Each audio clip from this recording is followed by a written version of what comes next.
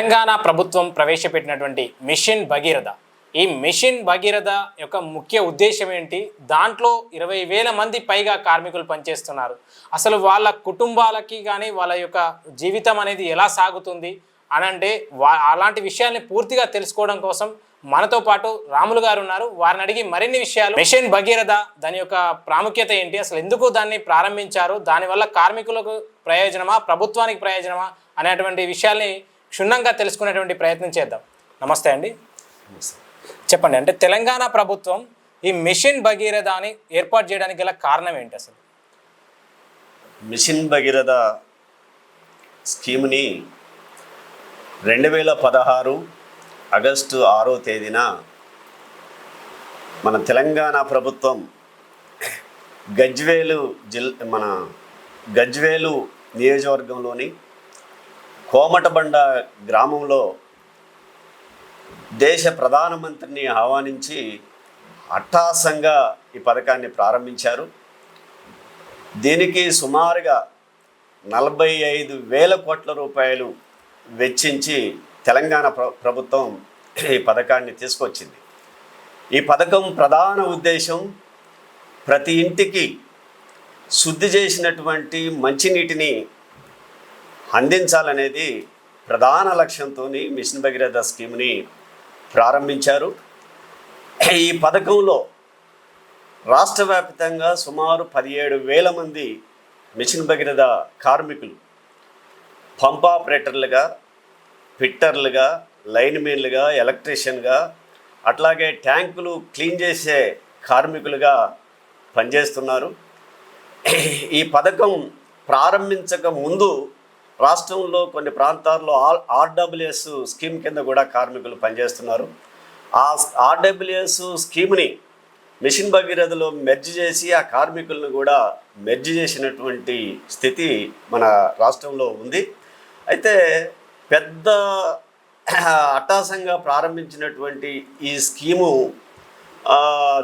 రాష్ట్ర వ్యాప్తంగా అంటే కృష్ణా గోదావరి నీటితో పాటు 19 జలాశయాల నుంచి 26 సెగ్మెంట్ల నుంచి నీటిని సేకరించి శుద్ధి చేసి రాష్ట్ర వ్యాప్తంగా 25,000 గ్రామాలకి సుమారు 2,70,000 కుటుంబాలకి ఈ నీటిని రాష్ట్ర ప్రభుత్వం అందిస్తుంది. పెద్ద లక్ష్యం ఇన్ని కుటుంబాలకి ఈ నీటిని అందించట్లో కృష్ణా గోదావరి నీటిని శుద్ధి చేసి ట్యాంకులకు ఎక్కించి ప్రతి గ్రామానికి ప్రతి ఇంటికి అందజేయటంలో ఇలా మిషన్ భగీరథ కార్మికులు కీలక భూమిక పోషిస్తున్నారు. అంటే ఆ కార్మికులు అంత కష్టపడి కీలక భూమిక పోషిస్తున్నప్పటికీ వాళ్ళకి చాలని జీతాలు ఉన్నాయని చెప్పేసి కార్మికులు అంటున్నారు. అది ఎంతవరకు నిజం? ఇంత షాకిరి కార్మికులు చేస్తున్న రెయ్యి పగులు కష్టపడి ప్రతి గ్రామానికి ఇంటికి నీటిని శుద్ధి చేస్తున్నప్పటికీ అందిస్తున్నప్పటికీ కార్మికుల వేతనాలు అతి తక్కువ వేతనాలు ఇలా రాష్ట్ర ప్రభుత్వం కంపెనీలకి కాంట్రాక్ట్ ఇచ్చింది. ఏదైతే మిషన్ భగీరథ కంపెనీలు కాంట్రాక్ట్ తీసుకొని వాటిని పైపులు వేయటం కానీ ట్యాంకులు నిర్మించడం కానీ ఆ కాంట్రాక్ట్ తీసుకున్న కంపెనీలకే ఇలా కాంట్రాక్ట్కు ఇచ్చారు. పెద్ద పెద్ద బడా కంపెనీ ప్రభుత్వానికి చొరవ లేకుండా కాంట్రాక్టులు చెల్లిస్తున్నారా ఇవి? అంటే ప్రభుత్వం ఏం చేస్తూ ఉంది అంటే వాళ్ళ కార్మికుల పక్షాన? అయితే ఇది ప్రభుత్వం కాంట్రాక్ట్లకు ఇచ్చింది. ప్రతి నెల కార్మికుడికి 18,400 రూపాయలు ప్రభుత్వం కంపెనీకి ఇస్తుంది. ఓకే, కానీ కంపెనీ కార్మికుడికి మాత్రం 8,000 నుంచి 10,000 లోపు మాత్రమే జీతాలు ఇస్తున్నారు. ఆ జీతాలు కూడా నెలకి చెల్లించట్లేదు, 8 నెలలకి 10 నెలలకి ఇస్తున్నటువంటి సందర్భాలు ఉన్నాయని చెప్పేసి కార్మికులు అంటా ఉన్నారు. నిజమేనా? అది వాస్తవమే. చాలా కంపెనీలు బకాయి ఉన్నాయి. 3 నెలల నుంచి 6 నెలల వరకు కంపెనీలు బకాయిలు ఉన్నటువంటి పెద్ద పెద్ద బడా కంపెనీలు దీంట్లోకి వచ్చినాయి. Mega company, L N T company, Raghava company, ఇంకా వివిధ జిల్లాల్లో వివిధ పేర్లతోని సబ్ కాంట్రాక్టులు కూడా తీసుకొని పనులు చేస్తున్నారు. ఇది ఇచ్చేటువంటి తక్కువ వేతనం. ఈ ప్రభుత్వం ఇచ్చే వేతనాన్ని సగం కంపెనీలు దోపిడీ చేస్తున్నాయి. ఆ ఇచ్చే సకాన్ని కూడా సకాలంలో ఇవ్వట్లేదు, నెల నెలలు ఇవ్వట్లేదు, 3 నెలల నుంచి 6 నెలలు ఇట్లా బకాయిలు ఉండటం ఫలితంగా అనేక మంది కార్మికులు ఇలా మనోవేదన, వచ్చే జీతాలు సాలక, ఈ సాల వేతలతో కుటుంబ ఖర్చులు వెళ్ళక, పిల్లల చదువులు కానీ వైద్యం ఖర్చులు కానీ పెరుగుతున్న ధరల్ని తట్టుకొని నిలబడలేక చాలామంది మనోవేదనతో కూడా చనిపోతున్నారు, ఆత్మహత్యలు కూడా చేసుకుంటున్నారు. ఈ మధ్య కాలంలో నల్గొండ జిల్లాలో 3 కార్మికులు ఆత్మహత్య చేసుకున్నటువంటి పరిస్థితి ఉంది. మిగతా చోట్ల కూడా గుండె జబ్బులు వచ్చి లేక పెరాలసిస్ వచ్చి రకరకాల షుగరు, బీపీ లాంటి వ్యాధుల బారిన కూడా పడుతున్నటువంటి పరిస్థితి. అంటే ప్రభుత్వం ఏం చొరవ చూపించట్లేదు. అంటే ప్రభుత్వం ఈ కాంట్రాక్టులకు 18,000 చెల్లించినప్పటికీ వాళ్ళు మరి సగం డబ్బులే ఇస్తున్నారని చెప్పేసి వీళ్ళకి వెరిఫికేషన్ లాంటివి ఏం జరగట్లేదు అక్కడ. ప్రభుత్వానికి, ప్రభుత్వ అధికారులకి, మంత్రులకి పలు దఫాలుగా వినతి పత్రాలు ఇచ్చి మా సమస్యలు పరిష్కరించండి, ఒక జాయింట్ మీటింగ్ పెట్టండి, కార్మికులు, అధికారులు, కంపెనీ అధికారులతోని, యజమానులతోని ఒక జాయింట్ మీటింగ్ పెట్టి మిషన్ భగీరథ కార్మికుల సమస్యలు పరిష్కరించండి అని చెప్పేసి పలు దఫాలుగా వేడుకున్నా కానీ చెవిటివాని ముందు శంఖమూదిన సందంగా ఈ అధికారులు వీళ్ళు వ్యవహరిస్తున్నటువంటి స్థితి ఉంది. అందుకనే ఇప్పుడు ప్రభుత్వం మారింది. గతంలో బీఆర్ఎస్ ప్రభుత్వం ఉంది, ఇప్పుడు కాంగ్రెస్ ప్రభుత్వం వచ్చింది. కాంగ్రెస్ ప్రభుత్వం వచ్చి 5 నెలలు దాటుతుంది. అంటే తెలంగాణ ప్రభుత్వం పట్టించుకున్నప్పటికీ ఇప్పుడు కొత్త ప్రభుత్వం ఏర్పాటై కాంగ్రెస్ 5 నెలలు గడిచింది. ఈ ప్రభుత్వం ఏమన్నా అసలు స్పందిస్తుందా? మీరు కలిసారా?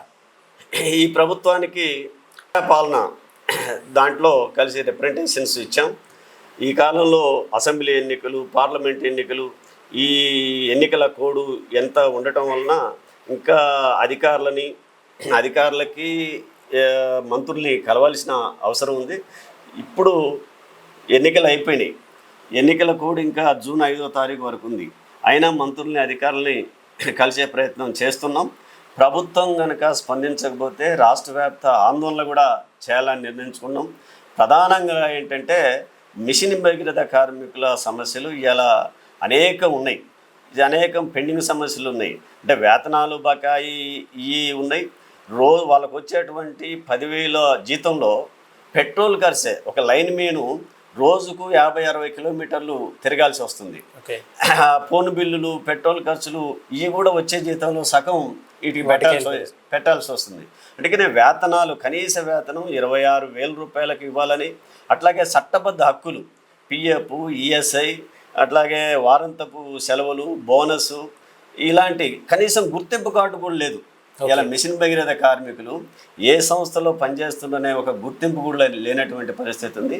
ఈ పెండింగ్ సమస్యల పరిష్కారం కోసం ఎన్నికల కోడ్ అయిపోయిన తర్వాత రాష్ట్ర వ్యాప్త ఆందోళనలకు కూడా మిషన్ భగీరథ కార్మికులు సిద్ధపడుతున్నారు. ఇప్పటికే పలు దఫాలుగా రిప్రజెంటేషన్స్ ఇచ్చినప్పటికీ గత ప్రభుత్వం స్పందించలేదు. ఇప్పుడు కొత్త ప్రభుత్వం అయినా, అంటే ఈ కొత్త ప్రభుత్వానికి మీరేం చెప్తున్నాను? అంటే మీ కార్మిక వర్గం పక్షాన ఈ యొక్క మిషన్ భగీరథ కార్మికుల గురించి మీరు ప్రభుత్వాన్ని ఏం డిమాండ్ చేస్తా ఉన్నారు? నూతనంగా ఏర్పడినటువంటి కాంగ్రెస్ ప్రభుత్వం కార్మిక నాయకులతోని, కంపెనీ యజమానులతోని, అధికారులతో ఒక జాయింట్ మీటింగ్ ఏర్పాటు చేసి అసలు కార్మికుల సమస్యలు ఏమున్నాయి, ఏమీ ప్రభుత్వం పరిష్కరించగలుగుద్ది, కంపెనీ యజమానులు ఏం చేయాలనేది ఒక జాయింట్ మీటింగ్ ఏర్పాటు చేయాలనేది ప్రధానంగా మేము ఈ ప్రభుత్వాన్ని డిమాండ్ చేస్తున్నాం. అన్ని శాఖల్ని సమీక్ష చేస్తున్నది కొత్త ప్రభుత్వం వచ్చిన తర్వాత. మిషన్ భగీరథలో కూడా కొంత సమీక్ష అధికారులతో చేశారు. అంటే మిషన్ భగీరథ స్కీమ్ గురించి సమీక్ష చేశారు. అంటే అధికారులతో చేస్తే ఏం లాభం? ఎందుకంటే కార్మికులకి ఏం జరుగుతూ ఉంది? మిషన్ భగీరథ కాంట్రాక్ట్లో ఉన్నటువంటి కాంట్రాక్టర్లతో కూర్చుంటే కాదు కదా. గత ప్రభుత్వం చేసింది ఈ ప్రభుత్వం చేస్తే అందుకనే కార్మిక నాయకులతోని చర్చలు జరిపి ఇప్పుడు కొత్త ప్రభుత్వం మిషన్ భగీరథ కార్మికుల సమస్యల మీద ఒక జాయింట్ మీటింగ్ ఏర్పాటు చేసి తక్షణమే మిషన్ భగీరథ కార్మికుల సమస్యలు పరిష్కారం చేయాలని చెప్పేసి మేము డిమాండ్ చేస్తున్నాం. అంటే కాంగ్రెస్ ప్రభుత్వం కూడా ఒకసారి కార్మికులందరినీ పిలిచి వాళ్ళ యొక్క సమస్యలను అడిగిందని చెప్పేసి మనం అనుకున్నాం, అంటే మనం విన్నాం. అంటే అప్పుడు మిషన్ భగీరథకు సంబంధించినటువంటి కార్మిక వర్గానికి పిలవలేదా? కార్మిక వర్గాన్ని పిలవలే.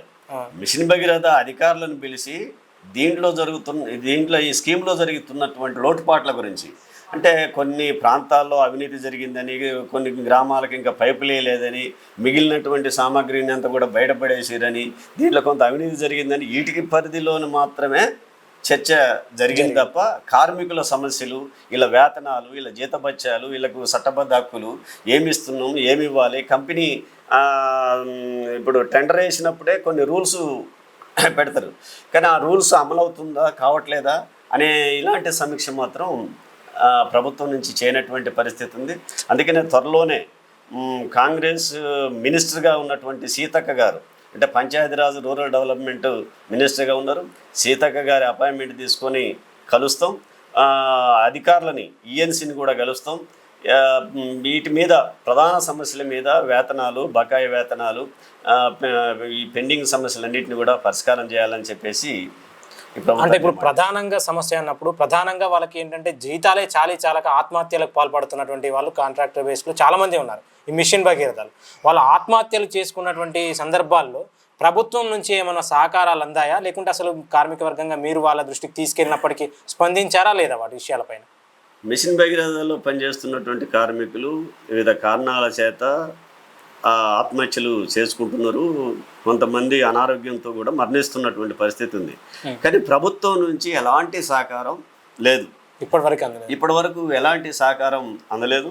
నల్గొండ జిల్లాలో పబ్ చెట్టు దగ్గరే ఆత్మహత్య చేసుకున్నటువంటి కార్మికుడు కానీ, ఒక భార్య భర్తలు ఆర్థిక పరిస్థితుల్ని తాకలేక ఆత్మహత్య చేసుకున్నటువంటి ఘటనలు కానీ, ఇవన్నిటిలో కూడా కార్మిక సంఘంగా అన్ని సంఘాలు ఐక్యంగా పోరాడిన చోట యజమానులు స్పందించి అంతో ఇంత ఆర్థిక సాయం అందించారే తప్ప ప్రభుత్వం నుంచి ఎలాంటి సహకారం లేనటువంటి పరిస్థితి ఉంది.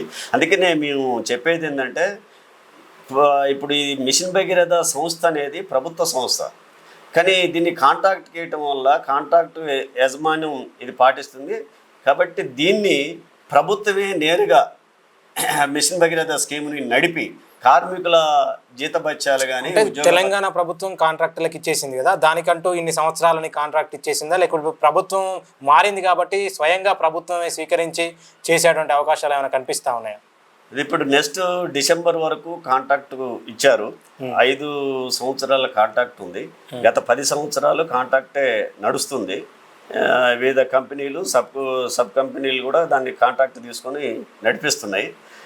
అయితే ఇప్పుడు డిసెంబర్ తర్వాతనైనా ఇప్పుడు కాంగ్రెస్ ప్రభుత్వం దీన్ని ప్రభుత్వమే నిర్వహిస్తే బాగుంటుంది. కార్మికుల జీతభత్యాలు, మిగతా సమస్యలన్నీ పరిష్కారం కావాలంటే ప్రభుత్వమే నేరుగా దీన్ని నిర్వహిస్తే బాగుంటుంది. అది నిర్వహించడం కోసం ప్రభుత్వం ఆ ప్లాన్ చేస్తే మంచిదని. అంటే గతంలో ఈ తెలంగాణ ప్రభుత్వం కంటే ఉన్నటువంటి కాంగ్రెస్ ప్రభుత్వం కూడా ఏదైతే ఆర్డబ్ల్యూఎస్ రూరల్ డెవలప్మెంట్లో నిర్వహించింది, అంటే అప్పుడు విజయవంతంగా సాగినటువంటి ఈ పథకాన్ని వీళ్ళు తీసుకొచ్చి కాంట్రాక్టర్లకు అప్పచెప్పడం జరిగింది కదా. ఇప్పుడు తెలంగాణ ప్రభుత్వం చేసినటువంటి తప్పిదాన్ని కాంగ్రెస్ ప్రభుత్వం మీరు అన్నట్టుగా తీసుకుంటుందా, లేకుంటే స్వయంగా వాళ్ళు నిర్వహించడానికి అవకాశం ఉందంటారా మీరు? గవర్నమెంట్ నిర్వహించదలుచుకుంటే నిర్వహించవచ్చు. గత ప్రభుత్వం అంటే వాటికి తారతమ్యాలు, అంటే గవర్నమెంట్ నిర్వహిస్తే ఎలా ఉంటుంది, కాంట్రాక్ట్ ఎలా నిర్వహిస్తే ఎలా ఉంటుందని ఈ రెండింటికి మధ్యలో భేదాలు మీరు మీ కార్మిక వర్గంగా వాళ్ళకి ప్రభుత్వానికి తెలియజేస్తే అంశం పట్ల ఏమన్నా వాళ్ళు మనకి సహకారంగా చేసేటువంటి అవకాశాలు ఉంటాయా? ప్రభుత్వమే నిర్వహిస్తే ఈ స్కీమ్ని కార్మికులకు న్యాయం జరుగుద్ది, ప్రజలకు కూడా ఈ స్కీమ్ యొక్క ఫలితాలు అందుతాయి. కానీ ఇది కాంట్రాక్టర్లకి దోచిపెట్టడం కోసం ఈ స్కీమ్లో ఉన్నటువంటి నిధులన్నింటినీ కూడా కాంట్రాక్టర్లు ఇలా దోచుకుని కార్మికుల్ని దోపిడీ చేస్తున్నటువంటి పరిస్థితి ఉంది. దీని నుంచి బయటపడాలంటే, కార్మికులకు న్యాయం జరగాలంటే ప్రభుత్వమే ఈ స్కీమ్ నిర్వహించి చేయాలి. ఈరోజు యాజమాన్యం ఏం చేస్తుంది, కార్మికులకి సకాలంలో వేతనాలు ఇవ్వకపోయినా సంఘం పెట్టుకున్న కార్మికుల్ని భయభ్రాంతులకు గురి చేస్తున్నారు. తొలగించటాలు, వేధింపులు చేయటాలు, మీరు కనుక సంఘం పెట్టుకుంటే సమ్మెలు చేస్తే, ఆందోళనలు చేస్తే మీ ఉద్యోగం మిమ్మల్ని డిస్మిస్ చేయటాలు, ఇలాంటివి కూడా చేస్తున్నారు. అందుకనే కార్మికులు కూడా ఇప్పుడున్నటువంటి పరిస్థితుల్లో ఐక్యంగా ఉద్యమిస్తేనే ఈ సమస్యలు పరిష్కారం అవుతాయి. కార్మికులు ఐక్యమై ఈ సమస్యల పరిష్కారం కోసం ఏ సంఘం కింద ఉన్నా ఐక్యంగా పోరాటాలకి రావాలని చెప్పేసి. అంటే కార్మికులు ఇప్పుడు గవర్నమెంటే కనుక అది నిర్వహిస్తే మీరు అన్నట్టుగా 18,000 ఏదైతే ఉందో స్వయంగా వీళ్ళకి 9,000 కాకుండా 18,000 కార్మికులకు వచ్చేటువంటి అవకాశాలు, ఇట్లా చాలా బెనిఫిట్స్ అనేది ఉంటాయంటారు మీరు? ఎస్, తప్పకుండా ఉంటాయి. ప్రభుత్వమే నిర్వహిస్తే నేరుగా కార్మికులకి నెలకు ప్రభుత్వం కంపెనీలకు ఎంత ఇస్తుందో ఆ డబ్బుల్ని కార్మికులకు చెల్లిస్తారు. అవును. మిగతా మధ్యవర్తి అవసరం లేదు. సో ప్రభుత్వం కార్మికులు ఉంటారు, ప్రభుత్వమే యజమానిగా ఉంటారు. మిడిల్ మ్యాన్గా వీళ్ళు ఉండాల్సిన కాంట్రాక్టులు ఉండాల్సినటువంటి అప్పుడు అలవెన్సులు కానీ ఇవన్నీ కానీ ఇందులోనే పెట్టినప్పటికి కూడా ఇంకా వాళ్ళకి మేలు జరుగుతుంది తప్ప వాళ్ళకి ఏం నష్టం ఉండదంట. అవును, చట్టబద్ధ హక్కులన్నీ అమలు అవుతాయి, కనీస వేతనాలు అమలు అవుతాయి, ఉద్యోగ భద్రత కూడా కార్మికులకి ఉంటుంది, ప్రభుత్వమే నిర్వహిస్తే. అందుకనే మిషన్ భగీరథ స్కీముని ప్రభుత్వమే నేరుగా నిర్వహించడం మంచిది అనేది మా ఉద్దేశం. తెలంగాణ ప్రభుత్వం గతంలో జరిగినటువంటి ఆర్డబ్ల్యూఎస్ని దాని నుంచి మిషన్ భగీరథ పేరుతోటి తీసుకొచ్చి ఈ యొక్క కార్మికులని అనేది అనుసంధానం చేసి ప్రైవేట్గా వ్యక్తులకి కార్పొరేట్ మయం చేసినటువంటి ఈ ప్రభుత్వం ఈ మిషన్ భగీరథని గత ప్రభుత్వం ఉన్నటువంటి కాంగ్రెస్ ఏదైతే రూరల్ డెవలప్మెంట్లో అనుసంధానంగా నడిచినటువంటి విజయవంతంగా నడిచి కార్మికులకి ప్రభుత్వానికి రెండిటికి కూడా సానుకూలంగా పనిచేసి ఇటు కార్మికులకు మేలు జరిగింది, అటు ప్రభుత్వానికి మేలు జరిగే విధంగా ప్రభుత్వ పథకాలతో పాటు ప్రభుత్వం నుంచి వచ్చినటువంటి అన్ని నియమాలు కూడా వీళ్ళకి వర్తించి కార్మికుల మేలే జరిగిందని చెప్పేసి మనకు రాములు గారు చెప్పారు. కాబట్టి ఇప్పుడు కూడా కాంట్రాక్టర్లకి అప్పచెప్పకుండా ఈ డిసెంబర్తో ముగియనున్నటువంటి ఈ కాంట్రాక్ట్ ఏదైతే మిషన్ భగీరథ ఉన్నటువంటి ఈ కాంట్రాక్ట్ని మిషన్ భగీరథలో చూస్తున్నటువంటి ప్రైవేట్ కాంట్రాక్ట్లను ప్రైవేట్ మనం చేయకుండా ఇప్పుడున్నటువంటి ప్రభుత్వం కనుక స్వయంగా తామే నిర్వహిస్తే ఈ యొక్క 18,000 కానీ 20,000 ఏదైతే జీతాలు ఉన్నాయో అవి నేరుగా కార్మికులకు అంది మేలు జరుగుతుందని అనేది మనకి రాములు గారు ప్రత్యేకంగా మనకు చెప్పారు. ఈ యొక్క విషయాన్ని ప్రభుత్వం కూడా దృష్టి సారించి ప్రైవేటీకరణ చేయకుండా కార్పొరేట్ల మయం చేయకుండా ప్రజలకు మేలు జరిగే విధంగా కార్మికులకి మేలు జరిగే విధంగా వారి యొక్క ఆత్మహత్యలు అనేది నిరోధించాలంటే ఈ విధంగా చేసినట్టయితే కనుక మేలు జరుగుతుందని చెప్పేసి మనకు రాములు గారు చెప్పారు. సో వాళ్ళకి ప్రత్యేకమైనటువంటి ధన్యవాదాలు.